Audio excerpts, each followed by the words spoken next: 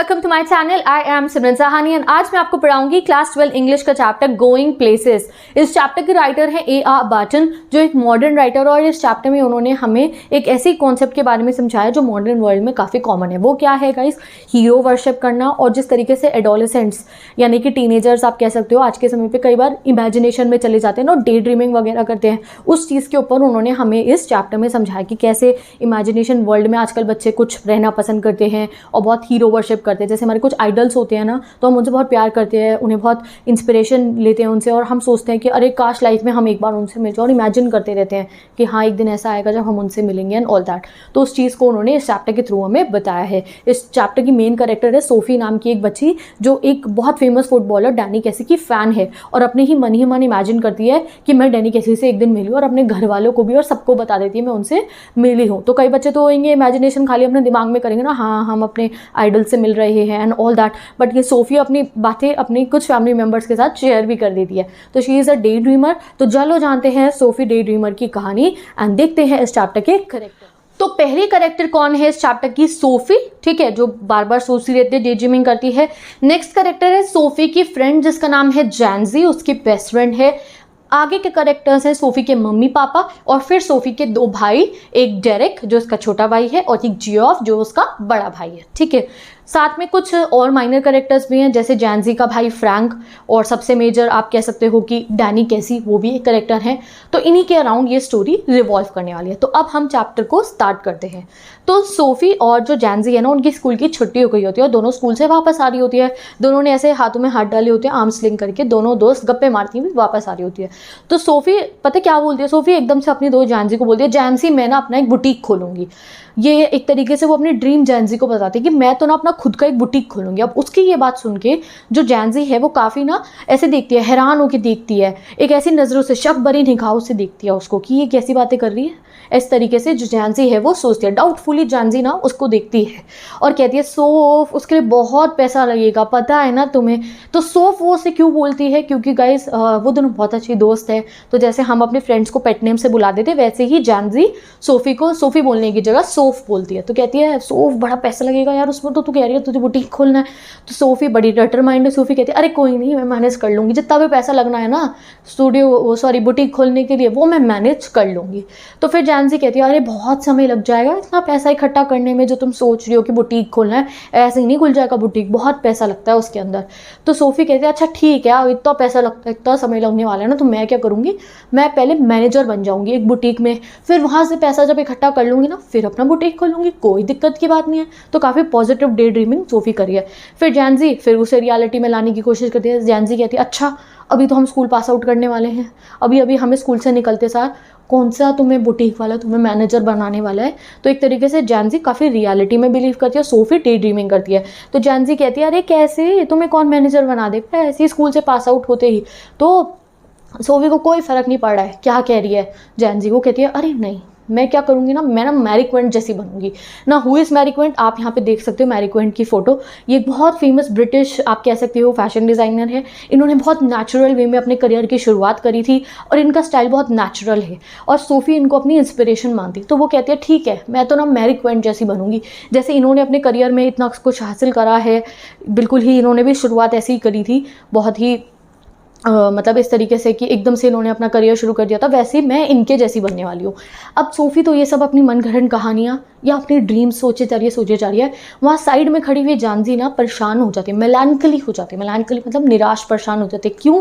क्योंकि उसे पता है वो दोनों, वो उसकी दोस्त सोफी और जानजी दोनों ईयर मार्क्ड है। ईयर मार्क्ड मतलब ऐसे ईयर पे मार्किंग नहीं कर रखी, ईयर मार्क्ड मतलब डेस्टाइंड है, यानी कि वो तो उनकी डेस्टिनी में अभी पक्का हो चुका है क्या, कि जैसे ही उनका स्कूल ख़त्म होगा वो दोनों बिस्किट फैक्ट्री में जाके काम करेंगी।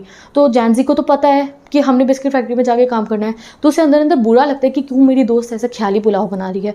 वो सोचती है कि सोफ़ी को ना ऐसी बातें नहीं करनी चाहिए। अब वो क्यों कहती है सोफ़ी को बातें नहीं करनी चाहिए? क्योंकि गाइस उसे लग रहा है कि मेरी दोस्त ना इतने बड़े बड़े सपने देख रही है, और जब सपने टूटते हैं ना तो दिल से बहुत बुरा लगता है। तो इसलिए जैनजी सोच रही है कि सोफ़ी को ऐसे सपने नहीं सोचने चाहिए, क्योंकि वो सपने उसके पूरे नहीं होने वाले। तभी ना वो बार बार उसको रियलिटी में लाने की कोशिश कर रही है, सोफ़ी नहीं हो पाएगा, सोफ़ी नहीं हो पाएगा। बट सोफ़ी एक डे ड्रीमर है, बट अगर सोफ़ी मेहनत करे तो यार अचीव कर भी सकती है। बट चलो देखते हैं आगे हमारे चैप्टर में क्या होता है। अब ये बातें करते करते ना उनका घर आने वाला होता है, सोफ़ी का घर आने वाला होता है, और सोफ़ी के घर का ना दरवाज़ा ही आने मतलब स्ट्रीट आ गई होती है सोफ़ी की। तो इतने में जो है ना जैनसी अब सोफ़ी को कहती है, सोफ़ी सुन बहन, अब ना हमारा स्कूल ख़त्म होने वाला है, अभी कुछ दिनों में हमारा स्कूल एंड हो जाएगा, तो अब ना तुम थोड़ी सेंसिबल बन जाओ, थोड़ी समझदारी वाली बातें करनी शुरू कर दो, ऐसी बातें मन ख्याली बातें करनी बंद कर दो। वैसे भी तुम्हें पता है कि हमने उस शॉप पे जाके काम करना है, वहाँ से हमें इतना पैसा तो मिलेगा नहीं कि तुम अपना बुटीक खोल लो, और तुम्हारे पापा वो भी तुम्हें ना ये सब करने के लिए अलाउ नहीं करने वाले, फैशन डिज़ाइनर बनने के लिए, तो थोड़ा रियलिटी में आ जाओ। सोफ़ी तो पूरी अपने उसी वर्ल्ड में, सोफ़ी फिर पता है क्या कहती है, सोफ़ी कहती है मैं ना एक काम करूँगी, मैं ना एक्ट्रेस बन जाऊँगी। एक्ट्रेस को तो बहुत पैसा मिलता है ना, और एक्ट्रेस को तो पूरा दिन भी काम नहीं करना पड़ता ना जैनसी, हाँ मैं एक्ट्रेस बन जाऊँगी और साइड बिजनेस में अपना एक बुटीक खोलूँगी, बट जो भी करूँगी ना बिल्कुल सोफिस्टिकेटेड, बिल्कुल हटके करूँगी, हाँ मैं ऐसे ही करने वाली हूँ। तो सोफ़ी अब ऐसा ऐसा कहने लगती है जैनसी को कि भाई मैं एक्ट्रेस बनूँगी, बुटीक खोलूँगी, और ये भी कहती है पहले कि मेरा बुटीक ऐसा खुलेगा, पूरे सिटी का सबसे बेहतरीन बुटीक मेरे होने वाला है। पहले कहा तो उसने ये बात, ठीक है। तो सोफ़ी पूरी अपनी दुनिया में खुश है, अपनी डे ड्रीमिंग में। अब ये बातें करते करते सोफ़ी का घर आ जाता है, सोफ़ी अपने घर के अंदर एंटर कर जाती है, और जैनसी बेचारी बाहर खड़ी होती है, उसके बातें तो उसने सुनी ली होती है, बाहर बारिश भी हो रही होती है हल्की हल्की। अब सोफ़ी अपने घर में एंटर कर जाती है। अब सोफ़ी के घर के अंदर का सिनेरियो देखते हैं। अब जैसे सोफ़ी अपने घर में एंटर करती है तो सोफ़ी क्या बोलती है, अगर मेरे पास किसी दिन पैसा हुआ तो मैं बहुत बेहतरीन सा बुटीक खोलूँगी। अब उसके पापा ये बात सुन लेते हैं। अब उसके पापा उस समय अपने काम से वापस आ गए थे, ठीक है, और उस समय उसके फादर का फेस जो था बिल्कुल, तो आप कह सकते हो एक तरीके से थोड़ा डर्टी था, मैला था, क्योंकि पूरे दिन भर उन्होंने काम करा था, वो थके हुए थे। तो वो बस अभी अपने घर पे आके बैठे ही थे, और वो क्या खा रहे थे, एक शेपर्ड पाई खा रहे थे, खाना खा रहे थे एक तरीके से, अपना ऐसे ठूस ठूस के चम्मच भर भर के वो खा रहे थे। और वो सुनते मेरी बेटी क्या कह रही है कि मेरे पास पैसा आएगा तो मैं बुटीक खोलूंगी। तो सोफ़ी के पापा कहते हैं, अरे बेटा कभी पैसा आए ना तुम्हारे पे तो हमारे लिए डिसेंट सा घर खरीद देना, जिसमें हम रह ले, अच्छा खासा सा घर। उनको ऐसा लगता है कि क्या बातें कर रही है मेरी बेटी भी, तो उसको एक तरीके से कह देते हैं वो कि पैसा आया ना तो हमारे लिए घर बना देना। अब ये बात सुनते ही पापा की, जो उसका छोटा भाई था डेरेक, वो उसको तो मौका मिल गया, छोटे भाई बहन टॉन्ट मारने का मौका मिल गया डेरेक को। डेरेक क्या करते हैं, अपने पापा की चेयर के पीछे झूल रहा होता है, कहता है पापा इसको तो लगता है ना कि पैसे पेड़ पे उगते हैं। तो एक तरीके से वो भी आप सोफ़ी को टॉन्ट मारना शुरू कर देता है। वहाँ साइड में उसकी मदर थी, वो ऐसे सांस लेती हैं, ठीक है, ऐसे सांस लेती है, गहरी सांस लेती है। तो फिर सोफ़ी की नज़र अपनी मदर पे पहुंचती है। अब उसकी मदर की कंडीशन आप देखो, उसकी मदर क्या कर रही है, ऐसे सिंक में मैं तो यार शैंक बोलती हूँ जिसमें बर्तन रखते हैं ना, तो वो जो सिंक की तरफ ऐसे झुकी हुई होती है, और शायद उसमें वो बर्तन धो रही थी। तो सोफ़ी नोटिस करती है कि मेरी मदर ने जो एप्रन पहना हुआ है, रसोई में काम करते हुए हम एप्रन पहन लेते हैं ना, तो वो नोटिस करती है मेरी मदर ने जो एप्रन पहना है उसकी जो स्ट्रिंग है, जो उसको हम बंद करते हैं ना, वो एक गीठा मार देते हैं, तो उसकी जो स्ट्रिंग है वो सही से बंदी नहीं हुई है, और ऐसा लग रहा है कि वो अभी खुल जाएगी। तो उसे लगता है क्या मतलब मेरी मम्मी ने कैसा एप्रन पहन रखा है, ये तो अभी खुल जाएगी स्ट्रिंग एप्रन की, एंड ऐसा ऐसा वो देख रही होती है। और एक तरीके से वो अपनी मदर की क्रिकेट बैक होती है, यानी कि ऐसे वो झुकी हुई होती है, तो वो देखती है अपनी मदर को, और एक तरीके से ये शो कर रहा है कि उसकी मदर के ऊपर ना गाइस हाउस लोड बहुत ज़्यादा है, उनका घर के काम का बहुत प्रेशर है उसकी मदर के ऊपर, कि वो काम करते हुए उन्होंने अपना एप्रन भी सही से टाई नहीं करा, वो इतनी थकी हुई हैं। अभी अभी बताया उन्होंने गहरी सांस भी ली थी, तो वो काफ़ी थकी हुई हैं, उन पर बहुत लोड है घर का। अब वहाँ पे घर का एटमॉस्फेयर उस समय पे कैसा था, उसके फादर बैठे हुए थे, ठीक है, और उसका भाई ऐसे ही वहाँ पे था, साथ ही के साथ अंधेरा होने वाला था, तो पूरे घर में अंधेरा छा रहा था, विंडो से अंधेरा आ रहा था, और पूरे घर में स्टोव के गैस होती है ना, गैस उसका धुआं भर रहा था, ठीक है, पूरा घर में क्लटर्ड था उस समय, यानी कि घर संभला हुआ नहीं था, संभाले करने की ज़रूरत थी घर में, जैसे हम लोग करते हैं ना, अभी हमारा स्टडी टेबल ही जब पढ़ के उठते हैं तो कितना सारी बुक्स वुक्स फैल जाती ना, वैसे ही फैला हुआ हो रखा था सोफ़ी का घर, और कोने में बहुत सारे बर्तनों का ढेर भी लगा हुआ था, तो इतनी मेस्ड था उसका घर उस समय पे। तो ये एक तरीके से उनका स्टेटस शो कर रहा है कि वो लोग ना मिडिल क्लास थे, ठीक है। और सोफ़ी के सपने तो आपने देख ही लिए कितने हाई क्लास सपने हैं सोफ़ी के। तो सोफ़ी जब अपने घर की ऐसी हालत देखती है तो उसे अच्छा नहीं लगता, उसे सफोकेटेड फील होता है, तो वो अपना ना ध्यान बटाने के लिए अपने बड़े भाई के कमरे में चली जाती है, जियोफ के कमरे में, ठीक है। तो अपने आप को डिस्ट्रैक्ट करने के लिए सोफ़ी जाती है अब जियोफ के कमरे में। अब जैसे जो सोफ़ी जियोफ के कमरे में जाती है तो जियोफ ज़मीन पे बैठा होता है, और जियोफ ना उसका एक तरीके से आप कह सकते हो कि वो अपने उस भाई को काफ़ी रिस्पेक्ट करती थी, बहुत प्यार करती थी अपने बड़े भाई से, और वो चाहती थी कि वो उसका एक अच्छा दोस्त बन जाए, और फिर वो उसको अपने साथ बाहर घुमाने ले जाए, बाहर मतलब अपने साथ जो है अलग अलग जगहों पे जहाँ जहाँ उसका भाई जाता है ना, वो चाहती थी मेरा भाई और मैं बाहर घूम के मज़े करें, एक शहर जाएँ दूसरे शहर जाएँ, लोगों से मिले, बट उसका भाई ऐसा करता नहीं था। तो वो जैसे भी है, अब वो परेशान हो गई थी अपने घर में सबको देख के, तो वो जियोफ के कमरे में जाती है। वो जियोफ क्या कर रहा था, मैं बताया आपको, वो ज़मीन पे बैठा हुआ था और उसने ना कारपेट के ऊपर एक अखबार रखा हुआ था। क्यों रखा हुआ था अखबार? क्योंकि वो एक मोटरसाइकिल के पार्ट को ठीक कर रहा था, रिपेयर कर रहा था। टिंकरिंग लिखा है बुक में, टिंकरिंग मतलब वो रिपेयर कर रहा था। अब वो क्यों मोटरसाइकिल के पार्ट को रिपेयर कर रहा था? क्योंकि गाइस वो एक अप्रेंटिस मैकेनिक था। अप्रेंटिस मतलब सीख रहा था, वो एक बड़े मैकेनिक के अंडर में वो ट्रेनिंग ले रहा था, ठीक है। तो उस समय पे जब अप्रेंटिस कोई होता है ना, तो उसको वेजेस भी बहुत कम मिलते हैं, यानी कि काफ़ी कम पैसा मिलता है एक तरीके से, और वो ट्रेनिंग ले रहे होते हैं। तो रोज़ उसका भाई जो है ना काफ़ी दूर शहर जाता था, शहर से काफ़ी दूर, वो ट्रेनिंग लेने के लिए अपनी मैकेनिक वाली। तो वो उस पार्ट को सही कर रहा था और सोफ़ी देखती है। अब सोफ़ी ना अपने भाई को देखते फिर अपने इमेजिनेशन वर्ल्ड में चली जाती है। सोफ़ी हमें बताती है कि मेरा भाई ना रोज़ बहुत दूर जाता है कहीं अपनी ये देश सीखने के लिए, मैकेनिक वाला, और उसका भाई ना बिल्कुल चुप रहता था, कुछ बातचीत ज़्यादा नहीं करता था, इंट्रोवर्ट टाइप का था। तो सोफ़ी को ऐसा लगता है कि मेरा भाई जिस समय में चुप रहता है बिल्कुल, और उस समय में वो अपने दिमाग में उन जगहों के बारे में सोच रहा होता है जहाँ वो जाता है और मैं नहीं जाती हूँ। तो सोफ़ी अपने भाई को भी ना अपने जैसा समझ रही है। वो कहती है मेरा भाई कुछ भी नहीं बोलता, अगर कोई काम की बात ज़बरदस्ती उससे कोई पूछे तभी वो बोलता है, वरना उसके जो है शब्द निकलवाने उससे ऐसे हैं कि पत्थर उठाना हो, या फिर आप कहो कि पत्थर जैसे खुदाई करके प्रेशस स्टोन्स निकाले जाते हैं ना, वैसे उसके भाई के मुंह से आप शब्द निकलवा सकते हो। तो बिल्कुल बात नहीं करता था उसका भाई। तो उसको लगता था कि मेरा भाई जब बात नहीं कर रहा है तो वो अपने एक इमेजिनेशन वर्ल्ड में, और वो क्या इमेजिन कर रहा है, उन जगहों को जहाँ उसका भाई रोज जाता है। उसे लगता है शायद मेरा भाई कंट्री साइड के बारे में सोच रहा है या दूसरे शहरों के बारे में सोच रहा है जहाँ वो जाता है, और मेरा भाई मुझे वहाँ लेके नहीं जाता। तो उसका मन है कि उसका भाई एक दिन उसे भी वहाँ लेके जाए। वो सोचती है कि वैसे तो देखो मेरा भाई इंट्रोवर्ट है, बट जब मेरा भाई रोज इतनी दूर जा रहा है तो शायद वो नए नए लोगों से मिलता होगा, एग्जॉटिक लोगों से, यानी कि जो बड़े होशियार लोग हैं, क्रिएटिव लोग हैं, उनसे मिलता होगा, पर मेरे को लेके नहीं जाता है। तो सोफ़ी चाहती थी कि ऐसा हो कि मेरे और मेरे भाई की अच्छी फ्रेंडशिप हो जाए, और मेरा भाई भी फिर मेरे को अपने साथ ना रोज़ वहाँ लेके जाया करे जहाँ वो रोज़ जाता है। पर वो कहती है कि मेरा भाई पता है मुझे क्यों नहीं लेके जाता अपने साथ, क्योंकि मेरे पापा अलाउ नहीं करते हैं लेके जाने को, और वो भी सोचते हैं कि मैं काफ़ी छोटी हूँ। बट जो भी है, मैं तो चाहती हूँ कि मैं अपने भाई के साथ घूमने जाऊँ वहाँ पे जहाँ मेरा भाई जाता है। वो जगह भी मेरा वेट कर रही है, वो जगह भी उतनी अच्छी होगी जितनी जहाँ मैं अभी रहती हूँ। मैं चाहती हूँ अपने भाई के साथ जाऊँ। वो अपने दिमाग में इमेजिन भी करते कि एक दिन ऐसा होगा मैं और मेरा भाई वहाँ जाएंगे और हम लोग बाइक पे बैठ के जा रहे होंगे। मेरे भाई ने ब्लैक जैकेट पहनी होगी, मैंने येलो कलर का ड्रेस पहना होगा, उसमें पीछे केप होगा। केप देखा है ना, वो जो डॉक्टर स्ट्रेंज के वो जो होता है पीछे लगा होता है, सुपरमैन के भी होता है, वो केप उड़ के जा रहा होगा और हम बाइक पे जा रहे होंगे, लोग हमारे लिए तालियां बजा रहे होंगे।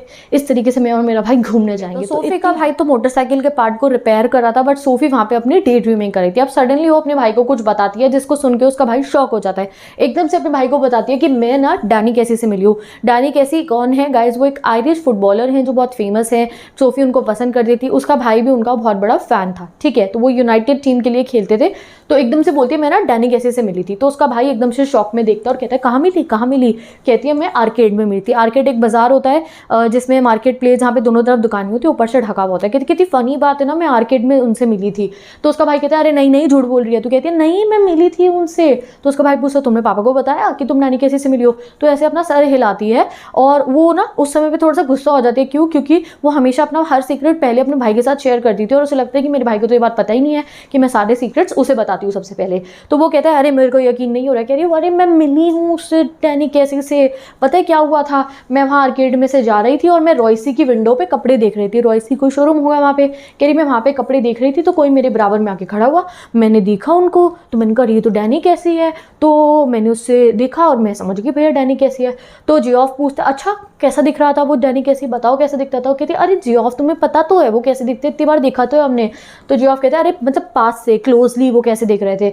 तो अब वो अपने दिमाग से एक्सप्लेनेशन देना शुरू करते हैं डैनी कैसे दिखता था। कहती है उसकी ग्रीन आइज थी और बहुत जेंटल सी आइज थी, वो उतना लंबा नहीं है जितना हम लोग सोचते हैं, नॉट सो टॉल। फिर सोचते हैं कि दांत के बारे में बताऊँ डैनी कैसी के, फिर सोचती है नहीं नहीं दांतों के बारे में कुछ नहीं बताती हूँ। और ऐसी मन घड़ंत कहानियाँ फिर वो अपने भाई को बताना शुरू करती थी कि सोफी क्या कि मैं तो डैनी कैसी से मिली थी, उनकी आंखें ऐसी है, ग्रीन सी है, जेंटल सी है, ज़्यादा लंबे नहीं है। अपने पास से बना बना के अपने भाई को बता रही है। इतने में उनके फादर वहाँ पे आ जाते हैं और उनके फादर अभी अभी ना फेस वॉश वगैरह करके आए होते हैं, उनका फेस बिल्कुल पिंक लग रहा होता है, क्योंकि वो अभी पहले तो बताया था ना कि वो जो है उनका फेस डर्टी हो रहा है, क्योंकि वो अभी काम से आए थे, अपना थके हुए थे, खाना खा रहे थे, फिर वो अपना फेस वॉश करके आ गए थे, उनके पास से बहुत सोप की खुशबू आ रही थी, और फिर वो अपना आराम से आके बैठ जाते हैं। उसके फादर क्या करते हैं, अपनी चेयर पर बैठने वाले होते हैं, टीवी चलाते हैं, अपनी चेयर पर बैठे होते हैं, तो उनकी चेयर पर ना उनके छोटे भाई का जूता पड़ा होता है, तो वो जूता उठा के फेंक के रखते हैं और फिर गुस्से में बैठते, क्या लोग हैं, जूता रखा हुआ है टेबल पे, तो वो जूते को फेंक देते हैं सोफे पे और अपनी चेयर पर आराम से बैठ जाते हैं। जैसे ही उसके फादर आराम से बैठ जाते हैं तो जियोफ कहता है, पापा आपको पता है सोफी ना डैनी कैसी से मिली है। सोफी ऐसे ही टर्न करती है कि अरे इसने बता दिया पापा को। तो उसके पापा उसको ऐसे देखते हैं डिसडेन में। डिसडेन एक तरीके का एक्सप्रेशन होता है, यहाँ आप देख सकते हो, यानी कि रिस्पेक्ट नहीं कर रहा है जब सामने वाला किसी की, तो वैसा एक्सप्रेशन देके सोफी को देखते हैं और फिर कहते हैं, अरे मैं भी मिला था एक बार एक आदमी से, जो किससे मिला था, टॉम फिनी से मिला था। अब भैया टॉम फिनी एक बहुत फेमस ये भी फुटबॉलर थे, तो ये डैनी कैसी तो अभी यंगर थे ना, ये पुराने फुटबॉलर थे टॉम फिनी। तो जियोफ कहता है, अरे पापा मुझे पता है, आपने कितनी बार बताया कि आप टॉम फिनी से मिले थे, बट सोफी तो डैनी कैसी से मिली है। डैनी कैसी से, डैनी कैसी अभी इनकी टीम के यंगर वाले एक फुटबॉलर थे। तो अब यहाँ पे क्या सिनेरियो होता है गाइस कि सोफी मिली है डैनी कैसी से, इस चीज़ को तो दोनों फादर और बेटा साइडलाइन कर देते हैं और दोनों डैनी कैसी की जो कैपेबिलिटीज़ है उसके ऊपर डिस्कशन शुरू कर देते हैं, क्योंकि दोनों ही फुटबॉल के बहुत बड़े फ़ैन थे। तो सोफी तो साइड में बैठी है, उन दोनों को ही सोफी की बात पे यकीन नहीं होता और दोनों डैनी कैसी की कैपेबिलिटीज़ के ऊपर डिस्कशन करना शुरू कर देते हैं। तो वो कहते हैं उसके फादर कि अरे मैं भी मिला था टॉम फिनी से, और जो है अगर कैसी भी अच्छा खासा खेलता रहा ना तो वो भी टॉम फिनी जितना बढ़िया बन जाएगा एक दिन। तो जियोफ जो है वो तो डाई हार्ट फैन है डैनी कैसी का, कहता है नहीं नहीं उनके जैसा नहीं बनेगा, उनसे भी बढ़िया बन जाएगा। किससे? टॉम फिनी से। तो उसके फादर कहते हैं हाँ अगर वो अपना दिमाग अपने शोल्डर पे रखे, यानी कि अपने दिमाग को सही से चलाता रहे, तो हाँ शायद वो टॉम फिनी जितना बढ़िया बन सकता है, क्योंकि आजकल की लाइफ में यंगस्टर बच्चों के सामने बहुत सारे डिस्ट्रैक्शन होते हैं। यहाँ पे उसके फादर ना कुछ सीख दे रहे हैं, कह रहे हैं अगर डैनी कैसी अपना दिमाग सही से चला के रखेगा, ज़्यादा डिस्ट्रैक्ट नहीं होगा ना, तो वो हाँ वो भी बहुत बढ़िया बन जाएगा। बट उसका भाई वो उनको साथ ना मतलब कि पूरी बहस कर रहा है, नहीं डैनी कैसी तो है बढ़िया। उसके फादर कह रहे हैं वो मेहनत करेगा तो टॉम फिनी जितना बढ़िया बन जाएगा, क्योंकि उन्होंने कभी एक इंसान से मिले थे जो टॉम फिनी से मिला था। बट जैसे कि जियोफ तो फैन है उनका, तो जियोफ तो अपने पापा से लड़ाई कर रहा है, नहीं डैनी कैसी बहुत बढ़िया और डैनी कैसी बहुत बढ़िया है। फिर उसके फादर कहते हैं कि जो है वो काफ़ी यंग है और फर्स्ट टीम के लिए, यानी कि जो कंट्री लेवल की जो टीम है उसके लिए ना काफ़ी यंग हैगा फर्स्ट टीम के लिए। तो वो कहता है उसका भाई कि अरे उनके पास इतनी अच्छी एबिलिटी है डैनी कैसी के पास, पापा ऐसी बात नहीं है, इतनी कैपेबिलिटी है तभी तो उन्हें फर्स्ट टीम मिली है। ऐसे ऐसे वो लोग आर्ग्यूमेंट कर रहे होते हैं डैनी कैसी की कैपेबिलिटीज़ के ऊपर। वहाँ से सोफी बेचारी कि भाई मेरे पे तो कोई ध्यान ही नहीं दे रहा, मैं डैनी कैसी से मिली हूँ, ये तो अपनी बातों में लग पड़े।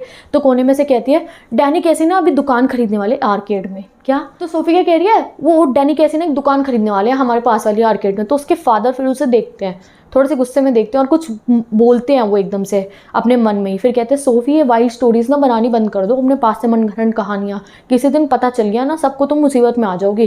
फिर सोफी थोड़ा डर जाती है, कहती है नहीं मैं सच बता रही हूँ, मैं डैनी कैसी से मिली हूँ, जियोफ को भी पता है कि मैं मिली हूँ। तो वो कहते हैं हाँ हम जियोफ को पता है, वो चाहता है तुम्हें बिलीव करना बट वो तुम्हें बिलीव नहीं करता है। तो वो उसको एकदम से बता देते हैं कि जियोफ को भी कोई तुम्हारी बात पर यकीन नहीं है, इवन तो वो चाहता है कि वो तुम्हारी बात पर यकीन करे क्योंकि वो डैनी कैसी का फ़ैन है, बट उसे भी कोई यकीन नहीं हुआ है। अब सोफी तो भैया शॉक में आ गई कि मेरे भाई को भी यकीन नहीं हुआ मेरी डैनी कैसी से मिलने वाली बात पे।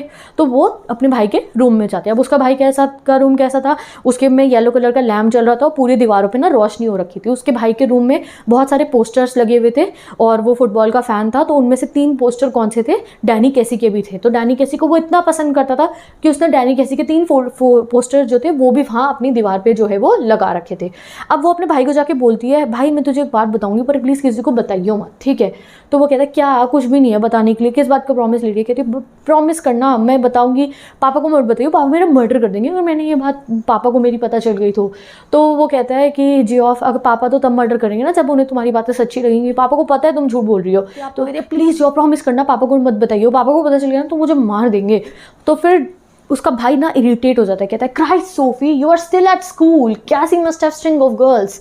कहते हैं सोफी तुम तो अभी स्कूल में हो, डैनी कैसी है वो फुटबॉलर, उसके साथ तो इतनी सारी फ्रेंड्स होंगी, उसकी इतनी सारी लड़कियां उसके आगे पीछे घूमती रहती होगी, तुम क्या सोच रही हो। तो वो कहता है नहीं नो ही डजंट, नहीं डैनी कैसे के पीछे लड़कियां नहीं है, नहीं डैनी कैसे की बहुत सारी गर्लफ्रेंड्स वगैरह नहीं है, नहीं। तो वो कहता है अच्छा तुम्हें कैसे पता है, ही जियर्ड। कहता है अच्छा तुम्हें कैसे पता है, ऐसे टोंट मार के कहते तुम्हें कैसे पता है उसकी कोई फ्रेंड्स नहीं है। तो कहती है ही टोल्ड मी आदमी से, उसने मुझे बताया इसलिए मुझे पता है। तो फिर उसका भाई कहता है हाँ, ऐसे जैसे कोई किसी लड़की को बताएगा कि हाँ मेरी तो बहुत सारी फ्रेंड्स है। वो कहती है हाँ उसने मुझे बताया, वो ऐसा नहीं है, वो अकेला रहता है, वो बहुत लोगों से मिलता नहीं है, इट्स क्वाइट टाइप, वो नहीं है उसकी ऐसी फ्रेंड्स। तो वो कहता है उसका भाई फिर कि हाँ दिख रहा है कितना क्वाइट है वो, ठीक है। तो एक तरीके से वो अपने बहन को समझा रहा है कि इतनी फैंटेसाइजिंग वगैरह मत करो, वो डैनी कैसी है, इतना बड़ा फुटबॉलर, उसकी इतनी सारी फ्रेंड्स होंगी और तुम क्यों ऐसी बातें सोची, तुम तो इतनी छोटी हो, अभी स्कूल में ही हो। वो समझाने की कोशिश कर रहा है अपनी बहन को, बट सोफी पे कोई असर नहीं पड़ा था। तो सोफी कहती है नहीं नहीं ऐसा कुछ नहीं है, तुम्हें पता है मैं उससे मिली थी, मैं गई उसके पास, रोइसिस की विंडो पे वो था, तो मैं उसके गई और मैंने उससे पूछा एक्सक्यूज़ मी आप डैनी कैसी हो ना, और उसने एकदम से मुझे सरप्राइज़ होकर देखा और फिर उसने कहा हाँ मैं ही हूँ, और मुझे पता था कि वो वही है, क्योंकि उसकी आवाज़ ना वैसी ही थी जैसी हमने ना उन इंटरव्यूज़ में सुनी है टेलीविज़न पे ना, तो वैसी आवाज़ थी उसकी। फिर मैंने उससे ना ऑटोग्राफ मांगा डैनी कैसी से अपने छोटे भाई के लिए, डेरेक के लिए, बट ना उनके पास पेन भी नहीं था, ना ही मेरे पास पेपर था, तो फिर उन्होंने मुझे ऑटोग्राफ नहीं दिया। फिर हमने कुछ देर ऐसी बात करी कपड़ों से रिलेटेड जो रोइसी के विंडो पे थे, और जब मैंने उससे बात करी तो मुझे समझ में आया कि वो अकेला है, और वैसे भी वो इतनी दूर से आया था ना वेस्ट आइलैंड से, तो वो अभी जो है वहाँ पे अकेला ही आया हुआ था, कोई था नहीं उसके साथ में। और फिर उसने मुझे बोला किसने, डैनी कैसी ने, अब अपने भाई को बताती है, पूरी स्टोरी बता रही है, भाई को ऐसे मिली ऐसे मिली। फिर कहते फिर डैनी कैसी ने ना मुझे बताया कि मैं ना अगले हफ्ते भी आऊँगा यहाँ, और अगर तुम्हें मुझसे अगले हफ्ते मिलना चाहो तो मैं आपसे मिल जाऊँगा और मैं आपको अपना ऑटोग्राफ भी दे दूँगा। अब तो तुम्हें यकीन हो रहा है ना मेरे पे, अभी भी नहीं हो रहा है। तो जैसे अब अपने भाई को वो क्या कह रही है कि मेरी और डैनी कैसी मिलने वाले हम अगले हफ्ते, अब वो मुझे अगले हफ्ते मिलेगा और मुझे ऑटोग्राफ देगा, इतना बड़ा फुटबॉलर। तो उसका भाई से पूछती है फिर यकीन हुआ अब मेरी बात पे, तो उसका भाई अपनी जैकेट चेयर पे से उठाते हैं, जैकेट में अपने हाथ डाल लेता है, यानी कि उसके भाई को कुछ भी यकीन अभी भी नहीं हुआ था। तो वो अपने भाई को देख के सोचती है कि भाई मेरा भाई कैसा है, इतना स्मार्ट दिखता है, वैसे तो डार्क फेस है और टॉल है, स्ट्रॉन्ग है, बट अपनी कोई चिंता ही नहीं करता है, कैसे अजीबोगरीब ढंग के कपड़े पहनता रहता है। तो एक तरीके से उसको लग रहा है कि मेरा भाई अगर अच्छे से कपड़े पहने तो वो भी अच्छा दिखेगा। और तो पूछती अपने भाई से यकीन हुआ मेरे पे या नहीं हुआ, तो उसका भाई सीधा उसे जवाब दे देता है it is the unlikeliest thing I have ever heard, यानी कि ये ऐसी बेतुकी बात तो मैंने दुनिया में पहली बार सुनी है जो तुम मुझे बता रही हो कि अगले हफ्ते आगे तुम्हें डैनी कैसी ऑटोग्राफ देने वाला है। तो भाई जियोफ को तो बिल्कुल भरोसा नहीं होता है सोफी की बातों के ऊपर। अब अगला हफ्ता शुरू हो जाता है। सैटरडे को उनकी फैमिली अपना वीकली पिलग्रिमेज देने जाती है उनके मैच के लिए। तो पिलग्रिमेज मतलब कि उनका एक तरीके का ना रिचुअल बन चुका है कि हर सैटरडे को वो लोग मैच देखने जाते हैं, फुटबॉल मैच देखने जाते हैं यूनाइटेड टीम का। अब ये यूनाइटेड टीम के लिए ही डैनी कैसी जी खेलते हैं, तो वो मैच देखने जाते हैं। तो आगे वाले जो सीट्स होती हैं वहाँ पे सोफी उसके पापा उसका छोटा भाई डेरेक होता है, और उसका जो भाई होता है ना बड़ा वाला भाई जियोफ, वो पीछे बैठा हुआ था अपने दोस्तों के साथ, वो ऐसे फैमिली के साथ नहीं बैठा, और वो लोग सब अच्छे तरीके से मैच देख रहे होते हैं। मैच बहुत बढ़िया चल रहा होता है। जो उनकी टीम जिसको वो सपोर्ट कर रहे थे जिसका नाम यूनाइटेड था, वो काफ़ी जीत रही थी 2-0 से, यानी कि उन्होंने 2 बना लिए थे और आगे वाली टीम ने कुछ नहीं बनाया था, 0 था उनका, नील था।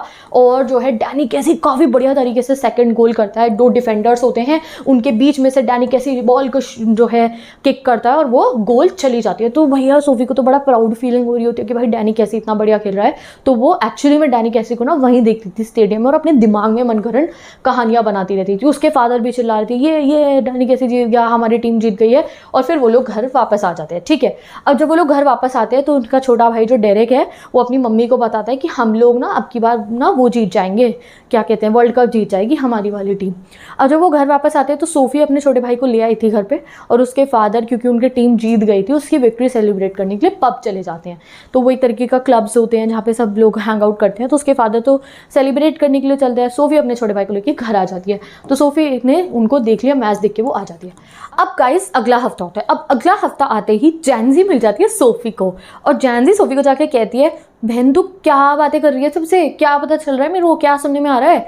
तो सोफ़ी कहती क्या हुआ, मैंने क्या बताया। तो जैनजी बताती है कि मेरे भाई फ्रैंक को तुम्हारे भाई जियोफ ने बताया कि तुम डैनी कैसी से मिली हो। एंड सोफ़ी वॉज लाइक हाँ मैं मिली थी। तो जैनजी कहते हैं नहीं तुम कभी नहीं मिली, एक्सक्लेम्ड, सोफ़ी एक्सक्लेम्ड, क्योंकि सोफ़ी को तो गाइस जैनजी की लाइफ के बारे में ज़्यादा चीज़ें पता थी ना, दे वर बेस्ट फ्रेंड्स, तो बेस्ट फ्रेंड्स को तो पता ही होता है। तो जैनजी कहती है यू नेवर टेड, मतलब कि जैनजी को पता था सोफ़ी झूठ बोल रही है। तो सोफ़ी अपने मन ही मन सोचने लगती है ओ यार मेरे भाई ने ऐसा क्यों करा, it was a Geoff thing, it was not a SoFi thing, यानी कि ये तो जियोफ को बताने के लिए मैंने बात बनाई थी, इसने जैनजी को क्यों बता दिया। It was a Geoff thing, it was not a Gen Z thing, मेरे भाई ने क्यों बता दिया सबको। कि उसे लगता है कि ये तो जियोफ टाइप की बात थी, कि मैं अपने भाई को बताने की बात थी, जैनजी को बताने की बात थोड़ी थी। फिर वो सोचती है जैनजी को बता दो कुछ, गौकी जैनजी को पूरे मोहल्ले में गा देगी वो। तो अंदर ही अंदर परेशान हो रही थी, कहती है मेरे भाई ने ना बहुत गलत करा है, उसको ना नहीं बताना चाहिए, तो उसने मेरा सीक्रेट रिवील कर दिया कि बहुत गलत चीज़ है, मेरे भाई ने मेरी बात ना इन सबको बता दी है। कि वो मन ही मन सोच रही होती है, ऐसे ज़मीन पर देख रही होती है और फिर कहती है यार ये ना सीक्रेट की बात थी। तो सोफ़ी को जो फिर उसकी फ्रेंड जैनजी कहती है यार मैं भी तुम्हारा सीक्रेट रख लूँगी, प्लीज़ मुझे बता दो, you can see here I will keep a secret Sophie, you know that. तो वो एक तरीके से अब सोफ़ी को कन्विंस करती है कि मैं भी सीक्रेट रख लूँगी, बता देना मेरे को क्या हुआ था। तो सोफ़ी कहती है मैं ना किसी को भी नहीं बताने वाली थी ये बात कि मैं डैनी कैसी और मेरी वाली, क्योंकि अगर मेरे पापा को पता चल गई ना तो रो हो जाएगा। रो मतलब क्या है, घर में बहुत लड़ाई हो जाएगी मेरे, अगर मेरे पापा को पता चल गई बात।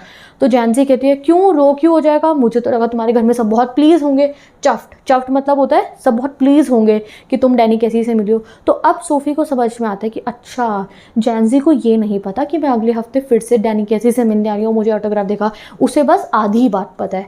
क्यों सोफ़ी कहती है कि मेरे घर में लड़ाई हो जाएगी, उसे लगता है कि अगर जैनजी को ये भी पता है कि मैं अगले हफ्ते फिर से डैनी कैसी से मिलूंगी तो ये बात अगर मोहल्ले में फैल गई तो मेरे पापा मुझे गुस्सा करेंगे कि मैं क्यों मिल रही हूँ उनसे।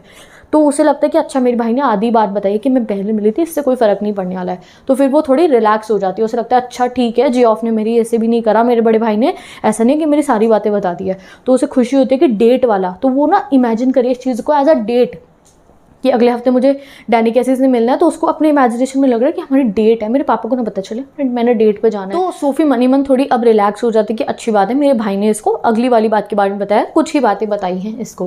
फिर वो बताना शुरू करती है जैनजी को, अरे कुछ नहीं बहन, मैं मिली थी और मैंने उनसे ऑटोग्राफ मांगा, हमारे पास पेन पेपर नहीं था तो ऑटोग्राफ तो मुझे नहीं मिला। जैनजी कहती है Jesus I wish I had been there, काश मैं भी वहाँ पे होती। तो जैनजी तो बिलीव कर लेती है, पहला इंसान जिसने सोफ़ी की बात पे बिलीव करा वो है जैनजी। जैनजी कहती है कि अरे काश मैं भी होती बहन वहाँ पे तेरे साथ में, मैं भी मिल लेती डैनी कैसी से। तो अब जो है सोफ़ी कहती है देखो तुमने बिलीव कर लिया, बट मेरे पापा नहीं बिलीव करते मेरी इस बात पे कि मैं डैनी कैसी से मिली थी, वो ऐसे ही हैं, मेरी बातों पे भरोसा नहीं करते। फिर ना वो फिर से कुछ बातें ऐसे कहनी शुरू करती है जैनजी को, सो दैट जैनजी ये बात आके ना करे। कहती है तुम्हें पता है ना, चलो जो भी है, मैं नहीं चाहती मेरे घर के बाहर लोग आ जाए, लाइनें लग जाए मेरे घर के पास, रिपोर्टर्स वगैरह आ जाए पूछने के लिए कि मैं डैनी कैसी से मिली थी एंड ऑल दैट। मेरे पापा को पता चल गया ना तो वो मर्डर कर देंगे मेरे को, एंड यू नो जब मेरे घर पर लड़ाई होती है तो मेरी मम्मी कितनी परेशान हो जाती है। ऐसी ऐसी बातें करनी उसको शुरू कर देती है। तो जैनजी कहती है हश चुप हो जा बहन, मैं नहीं बता रही किसी को, ट्रस्ट मी मैं सीक्रेट रख सकती हूँ, डोंट वरी। तो सोफ़ी का मिशन हो गया सक्सेसफुल। वो चाह रही थी कि जैनजी ये बात मेरी आगे ना करे कि मैं डैनी कैसी से मिली हूँ, आगे किसी और लोगों को पता नहीं लगनी चाहिए। तो सोफ़ी को उसकी बेस्ट फ्रेंड जैनजी प्रॉमिस कर देती है यू कैन ट्रस्ट मी सोफ, मैं कुछ नहीं बताऊंगी किसी को। तो चलो अब आगे चलते हैं। अब सोफ़ी और जैनजी की बात खत्म हो जाती है और सोफ़ी आगे चली जाती है। अब इस मोमेंट पे सोफ़ी अपने ड्रीम को खुद जीने की कोशिश करती है, यानी कि वो जो उसने अपने भाई को बोला कि मैं डैनी कैसी से मिली थी, तो वो सब चीज़ों को वो फिर से इमेजिन करती है। अब वो ना गाइस कैनाल के पास में, रात होने वाली थी, डार्क मतलब रात नहीं हुई थी पूरी, अंधेरा सा हो रहा था। कैनाल के पास में, कैनाल वो होती है वाटर बॉडी होती है, उसके बराबर वाली जगह, वहाँ पे एक पाथ सा बना हुआ था जहाँ पे बराबर में शिप्स विप्स अनलोड लोड होते थे। तो वो एक ऐसे से एरिया में चली जाती है, वहाँ पे खाली लैम्प था और थोड़ा अंधेरा हुआ करता था। उस एरिया में शहर की ज़्यादा आवाज़ें भी नहीं आती थी, काफ़ी शांत सा एरिया था वो। तो वहाँ ना वो बचपन में खेलने जाया करती थी, वो उस एरिया की तरफ वॉक करती हुई चली जाती है। वहाँ पे एक वुडन बेंच पड़ा होता है एल्म ट्री के नीचे, एक अकेला एल्म ट्री होता है, फोटो में देख सकते हो, उसके नीचे एक वुडन बेंच था। तो वो उस वुडन बेंच पे जाके बैठ जाती है और सोचती है कि यार ये कितनी बेहतरीन जगह है, अगर किसी लवर्स को, यानी कि दो मतलब लोग जो प्यार करते हैं, अगर उन्हें मिलना हो तो वो आराम से यहाँ पे आके बैठ सकते हैं, बातचीत कर सकते हैं। अगर वो चाहते हैं उन्हें कोई भी ना देखे ना, तो अच्छी खासी जगह, यहाँ पे उन्हें कोई भी नहीं देखने वाला है। फिर वो सोचते हैं अगर डैनी कैसी से अगर मैं यहाँ मिलूँ तो डैनी कैसी को भी ये जगह सही लगेगी, क्योंकि यहाँ पे कोई देखने नहीं वाला है और वो इतना बड़ा फुटबॉलर है। तो वो अपने दिमाग में सोचे कि हम दोनों यहाँ मिलेंगे तो काफ़ी अच्छा होगा। फॉर सम वाइल वो वहाँ उस बेंच पे बैठ जाती है और फिर अपने दिमाग में इमेजिन करना शुरू कर देती है कि डैनी कैसी आ रहा है। वो कैनाल के पास देखती है, ऐसा इमेजिन करती है कि शैडोज़ आ रही हैं वहाँ पेड़ के पीछे से, डैनी कैसी आ रहा है, अपने दिमाग में इमेजिन करती रहती है डैनी आ रहा है, डैनी आ रहा है, और मनी मन खुश होती रहती है, एक्साइटेड होती रहती है डैनी आ रहा है। और guys just imagine the situation of that girl, अपने आप ही वहाँ बेंच पे जाके बैठ गई, सोच रही है डैनी आने वाला और खुश होती जाती है। अब जैसे जैसे टाइम बीतता रहता है, अब कोई सच्ची में आएगा डैनी कैसी, बताओ तुम मुझे, नहीं आएगा ना, सब उसकी इमेजिनेशन है। तो जब उसको ये रियलाइज़ होता है कोई उससे मिलने नहीं आ रहा है तो वो मन ही मन बहुत ज़्यादा परेशान हो जाती है, बहुत डीप पैंग्स ऑफ डाउट आते हैं उसके मन में, यानी कि बहुत परेशान हो जाती है कि अरे अब क्या होगा, डैनी तो मुझसे मिलने आया नहीं, मेरे भाई ने भी कहा था डैनी मुझसे मिलने नहीं आएगा, किसी ने मेरी बात का यकीन नहीं करा था डैनी मुझसे मिलने नहीं आएगा। और फिर अपनी इस दिमाग को साइडलाइन करके इस वाली बात को कहती है कोई बात नहीं, अगर आज मुझसे मिलने नहीं आया तो क्या हुआ, उस दिन तो हम मिले थे ना, हम दोनों के बीच में जो है वो हमें पता है ना, लोगों का तो काम है कहना, कहने दो लोगों को जो कहेंगे, यानी कि मेरा भाई जो सोचता है सोचते रहने दो। This is all her created thoughts. ना ही वो आज तक डैनी किसी से मिली है, ना ही डैनी ने प्रॉमिस करा मैं तुमसे केनाल के पास मिलने आऊंगा, बट वहां जाके बैठ गई और सोच रही है वो आया नहीं, और सोच रही क्यों नहीं आया वो, मुझे बहुत बुरा लग रहा है। और टाइम बीत जाता है, वहाँ बेंच पे बैठी हुई है सोफी, और फिर सोचती है अब तो बहुत टाइम बीत गया, अब तो डैनी आ ही नहीं रहा है, ये तो मुझे दुख पूरी ज़िंदगी रहने वाला है मुझे इस बात का कि डैनी ने मुझे कहा था आएगा और वो मुझसे मिलने नहीं आया। I am feeling very sorry, अब क्या होगा जब मैं घर जाऊँगी, ऐसे सोचती है। कहती है अब क्या होगा जब मैं घर जाऊँगी, जब जियोफ को पता चलेगा डैनी मुझसे मिलने नहीं आया ना, तो जियोफ कमरे का दरवाज़ा ऐसे बैंग करके बाहर चला जाएगा और किसी को मेरी बातों पे यकीन नहीं होगा, और परेशान हो जाती है और उस बेंच पे से उठ के जाना वापस अपने घर को शुरू कर देती है। तो now she is in sadness कि भाई अब डैनी मुझसे मिलने तो आया नहीं है और मेरे घर वालों को तो मैंने कहा था मिलने आएगा, तो उसे परेशान है वो कि अब क्या होगा, मैं घर जाके जब सबको बताऊंगी कि डैनी मुझसे मिलने नहीं आया। अब जब वो घर वापस जा रही होती है तो रास्ते में पब आता है, पब के बाहर उसके फादर की बाईसाइकिल खड़ी होती है, तो उसे देख के वो थोड़ा रिलीफ होती है कि अच्छा पापा घर पे नहीं होंगे, एटलीस्ट चलो पापा का तो सामना नहीं करना पड़ेगा ना मेरे को। मन घरंड कहानी अपने ही मन में सोचे जा रही है कि मेरे घर वाले मुझे डांटेंगे कि डैनी मुझसे मिलने नहीं आया, और वो सोच रही थी कि डैनी उससे मिलने आएगा, all that just imagination stuff. अब ये बात सोचते सोचते guys she is very sad right now. Sophie समय बहुत सैड है कि उसे लग रहा है डैनी ने प्रॉमिस करा था वो मुझसे मिलने नहीं आया। शी इज़ वेरी सैड, उसे लग रहा है घर वालों को क्या जवाब दूंगी मैं, तो काफ़ी सैड है वो। तो अब वापसी जा रही थी जब वो अपने घर, तो फिर से वो आर्केड आ जाता है। आर्केड वही जगह है जहाँ पे उसने वो मनगढ़ंत कहानी बना के अपने भाई को बताई थी ना कि डैनी कैसी मिला है। तो जैसे ही वो आर्केड आता है तो once again she started imagining that incident जो उसने अपने भाई को बताया था। आर्केड पे पहुँचते ही वो सब चीज़ें फिर से इमेजिनेशन करने लगती है। एक्चुअली में जब नहीं मिली है वो गाइस, जब आप बुक में से पढ़ोगे तो कंफ्यूज मत होना, ना ही वो पहली बार डैनी कैसे से मिली, ना ही सेकंड बार, कभी भी नहीं मिली। पहली बार भी उसने इमेजिनेशन में बताया था, अब दूसरी बार भी जब वो आर्केड के पास में है तो वो फिर से उस सब चीज़ों को इमेजिन करने लगती है। इमेजिन करती है कि हाँ उस दिन मैं डैनी कैसे से मिली थी, मैंने डैनी को बोला आप डैनी हो, तो उसने मुझे ब्लश करते हुए कहा हाँ मैं डैनी हूँ। फिर मैंने उससे उसका ऑटोग्राफ मांगा तो उसने कहा मेरे पास पेन नहीं है, और वो उस दिन कितना सुंदर लग रहा था, उसकी ग्रीन ग्रीन आँखें, गज़ेल जैसी, गज़ेल एक टाइप का एनिमल हो जाए, यहाँ देख सकते हो। तो उसने उसकी आंखों को गज़ेल से आंखों से कंपेयर कर रहा था, उसकी हाइट मेरे जितनी थी, वो मुझे देख रहा था, उसने मुझे नोटिस करा, और जब मेरे को देखा कि वो मुझे नोटिस कर रहा है तो वो शर्मा गया, और उसकी आंखें शाइनी थी, उसकी आवाज़ कितनी जेंटल थी, वो प्रोडिजी है, वो जीनियस है डैनी, कैसी ऐसी ऐसी बातें अपने दिमाग में सोचती रहती कि डैनी इज़ सुपर। और फिर कैसे मैंने उससे ऑटोग्राफ के लिए पूछा तो उसके पास पेन नहीं था, मेरे पास भी पेन पेपर नहीं था, तो क्या हुआ मेरे भाई के लिए ऑटोग्राफ में नहीं ले पाई, तो मुझे बहुत सॉरी फील हो रहा है। This all was her imagination, but reality में बस वो कहाँ मिलती थी गाइस, डैनी कैसी से लास्ट सैटरडे को मिली थी वो डैनी कैसी से सच्ची में। कब? जब वो एक फुटबॉल मैच में फुटबॉल खेल रहा था। जब वो क्या कर रहा था, जब वो दो डिफेंडर्स के बीच में से घोस्ट की तरह, घोस्ट यानी कि एक भूत की तरह बहुत तेज स्पीड में उसने बॉल को किक करके गोल कर दिया था। तो यहाँ पे आपका चैप्टर एंड हो जाता है। नो एंड का चैप्टर काफ़ी आपको डिफिकल्ट लगता है, बट मैंने तुम्हें सब समझा दिया है। कुछ भी नहीं था, वो कभी भी नहीं मिली थी एक्चुअली में डैनी कैसी से, बस वो डैनी कैसी से कब मिलती थी, जब वो सैटरडेज को उनको मैच देखने के लिए जाती थी। और लास्ट टाइम उसने कब देखा था, जब डैनी कैसी ने इतने सुपर वे में गोल करा था, और सारी की सारी ऑडियंस ने खड़े होकर उनके लिए क्लैपिंग करनी शुरू कर दी थी, और ऐसे बस्ट ऑफ क्लैपिंग्स हो गई थी कि भाई डैनी ने गोल कर दिया। उसके अलावा वो डैनी से कभी नहीं मिली थी। रॉयसी के विंडो पे आर्केड में एवरीथिंग वाज एन इमेजिनेशन, और जहां वो बेंच पे जाके बैठ गई थी वेट करने के लिए डैनी का, वो भी कुछ नहीं होने वाला था। तो with this we have ended this chapter. क्या समझ में आया गाइस हमें इस चैप्टर से कि सोफी जो है अब बहुत किसी चीज़ को ना, ठीक है आप इमेजिन करो good things you are dreaming for your future is good. Boutique खोलने वाले तक सही था कि ठीक है मेहनत कर लूँगी, बुटीक खोल लूँगी, बट यहाँ पे जो डैनी कैसी वाला सीन है ये बहुत एक्सेसिव हो गया है।